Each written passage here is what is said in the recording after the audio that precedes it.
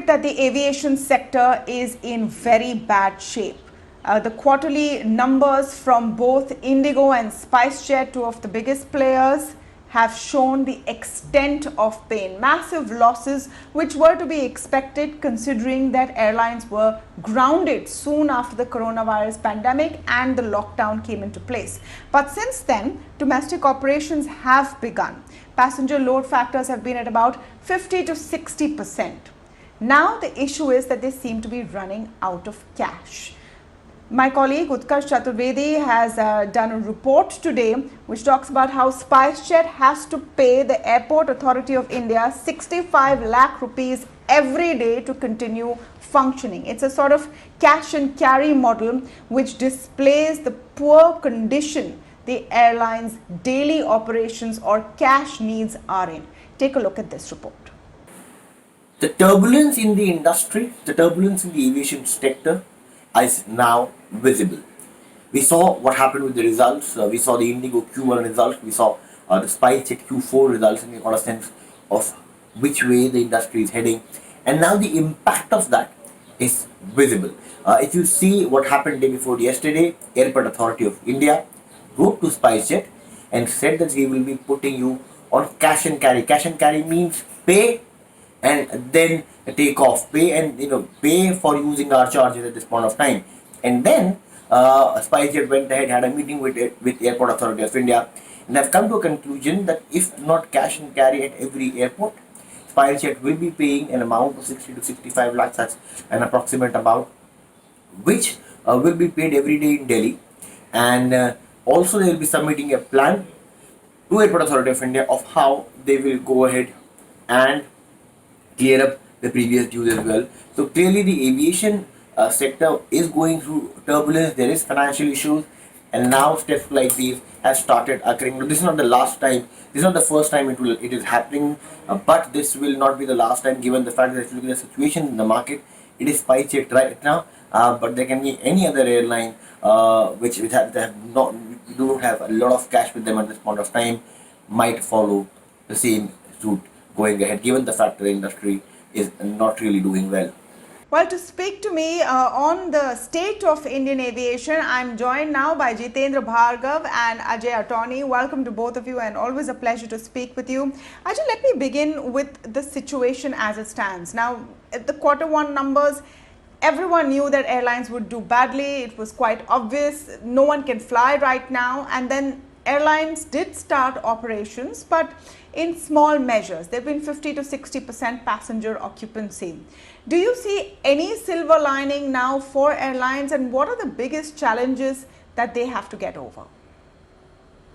Hi Tamanna, thank you for having me over. I think this is a very bad time for airlines across the globe, and India is no different.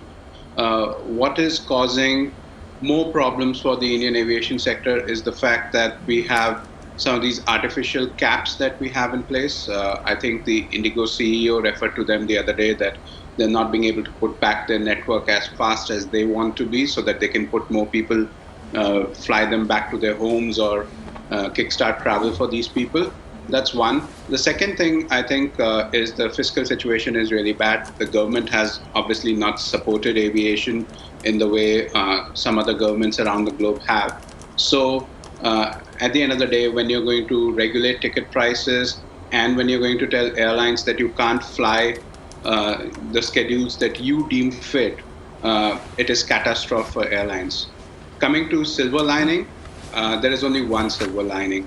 Festivals are back, and from here on, from August onwards, there will be more festivals coming up. So if there are some people who want to fly for the festivities, perhaps that might have a 5-7% bump of occupancy levels, but I'm not very hopeful that things will be picking up as quickly as in the next 2-3 months.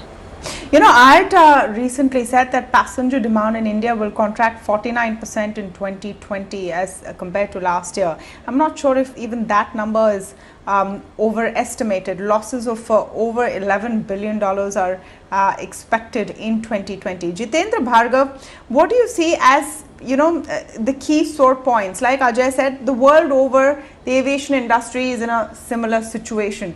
But in India right now, the problem is that airlines seem to be running out of cash for daily functioning. Passengers coming, which means no revenues, but there is committed expenditure like aircraft lease rentals, salary to employees, offices maintenance, etc., etc.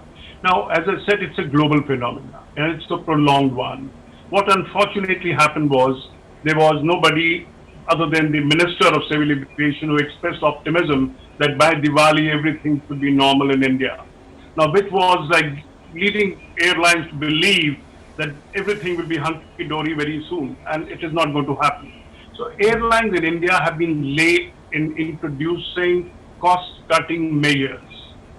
SpiceJet, unfortunately, which has been reeling under heavy losses, and airport authority has put the airline on cash and carry basis. If you read the whole performance in the last 2-3 months, they have been carrying out a lot of services gratis for the government of India, flying medical equipment or flying other things from one point to another. Now, I think since the government of India has not been extending financial aid to the airlines, as Ajay said, many of the British foreign governments have done so, at least they should not be putting kind of constraints in the running of the airline. Let them run the way they can professionally, let market forces decide what is to be done. Unfortunate part is you don't want to help the airlines, but you want to put in constraints. Now, I fully agree, at least one part is, of course, which I've said earlier also on your program, that airlines have been more enthusiastic in recommencement of domestic flights. If we recall, they did announce on 2 occasions prior to May 25th that they are starting flights very shortly. Now, this over-enthusiasm was clearly misplaced. World over, barring China, the trend is there are no passengers coming for the flights. And I have often stated, you need a trigger for flying. The trigger is absent in India. Business meetings are not taking place. Leisure travel is not taking place. Social functions are not taking place. Foreign travel is not coming into India for them to travel within India subsequently. So when there are no passengers likely to come, so what we are having is about 80-85 passengers on an average on a flight, which is just not enough to help airline make money. Now, I had in fact wanted Indigo and SpiceJet to come forth and said, for the last quarter, April, June, what was the losses between April to 24th of May and from 25th of May to 30th of June? We would have had a much better idea as to what is the economics of flying with these kind of load factors, with these kind of fare constraints. So, all said and done, I don't think the Ministry of Civil Aviation has handled the situation well. And then the minister keeps making statement, we will be starting our international operations very soon. When Australia has announced that Qantas is not going to fly till March 31st. Of course, they don't want people to come to Australia and spread coronavirus infection, etc. But let's be realistic as to when can we fly. The British Airways, the British government, I would say, has just in the spirit of being realistic, that's a very good point. And in the spirit of being realistic, Ajay, realistically, how and when are people going to fly? I mean, I think. Go ahead, Mr. Bhargava. In Spain, they had effectively controlled coronavirus infection. So there was 1.8 million British tourists into Spain. Now suddenly Spain, the coronavirus erupted again, and British government said anybody now returning from Spain has to undergo 14-day quarantine. So there is an uncertainty element, and unless the vaccine comes in, the coronavirus is effectively controlled, I don't think airlines can hope. And now, of course, IATA has come forth. But if you recall in the last program that you had, we were talking about 2-3 years before we attained pre-COVID level. Now IATA says it's very unlikely to be there before 2024. Wow. Ajay, I was coming to you with the question about when will people fly. Very initially, when domestic flights were, restarted again, you had some sort of a semblance of decent passenger load factor. Maybe people who were stranded wanted to go back, etc. we have settled in about 50-60%. Do you see even this holding out? I mean, we're seeing more and more people working from home, connecting on video conference facilities. The need to fly for work is going down. The need to fly for pretty much anything except emergencies seems to be going down. I think, Tamanna, one of the major hindrances in flying right now is the quarantine requirements that every state has placed, and the fact that there is no schedule at this point of time. So West Bengal wakes up one day, extends its lockdown by 3 weeks or 2 weeks. Tamil Nadu continues to stay locked down till 31st of August, and so on and so forth. So till the time that people don't have predictability if they're going to arrive somewhere and they will be able to conduct their business or do their meetings and get back, I don't think business travel is going to come back.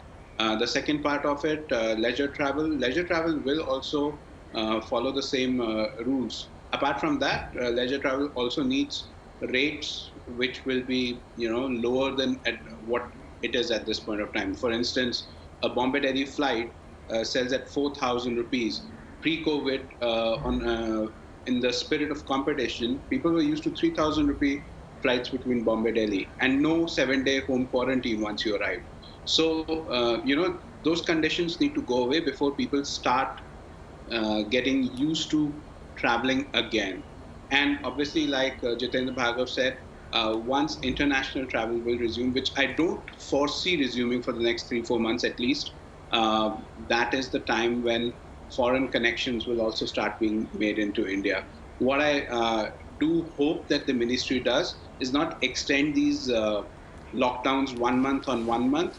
They should really give people a fair time period, say, hey, till December 31, there will be no international travel, so that people can plan and move on with their lives rather than, continue to ask this question every day, if next month flights will open or flights will not open.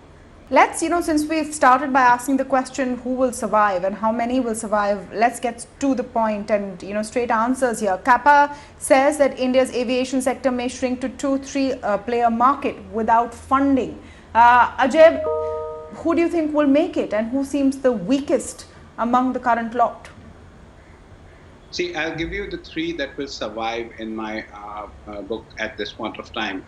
Indigo obviously will survive. We know they're cash rich and they're doing the right things right now to, raise liquidity, and, they've also taken cost-cutting measures. So Indigo very much will survive. I think Vistara is in a good position right now. I know they're bleeding financially, but they have the support of 2 strong backers. So I see them surviving this situation as well. The third airline I think that will survive this will be Air India. Like it or not, Air India has the backing of the government, and in spite of whatever happens, Air India is not going down due to the coronavirus. That's my view. The rest of them, I think it's played by the ear. We know about SpiceJet's financials being, the net worth has been eroded.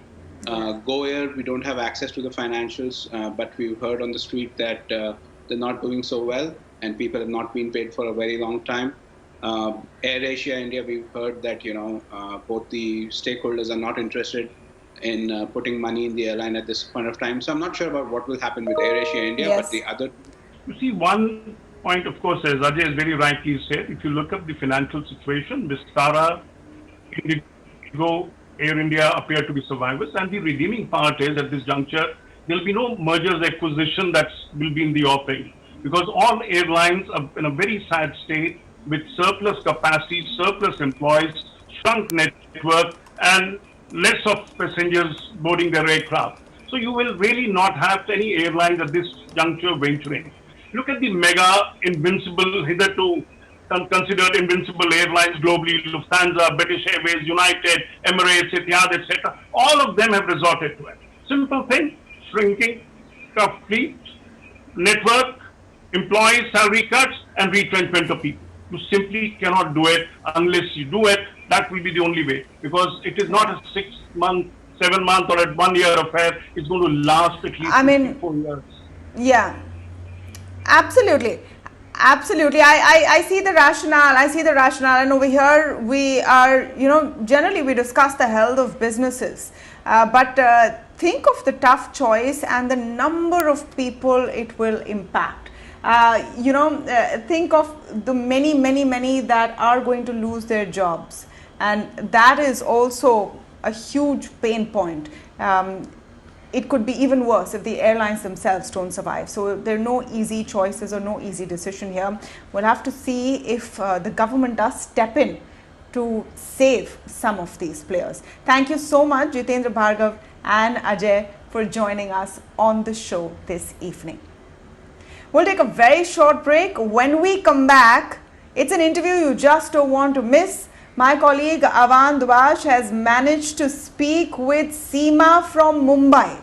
Now, if you don't know who that is, quickly look it up during this break, because Seema Tapadia, the matchmaker on the OTT platform about a show that displays the gamut of Indian matchmaking, has become a rage, and she speaks to us after this break.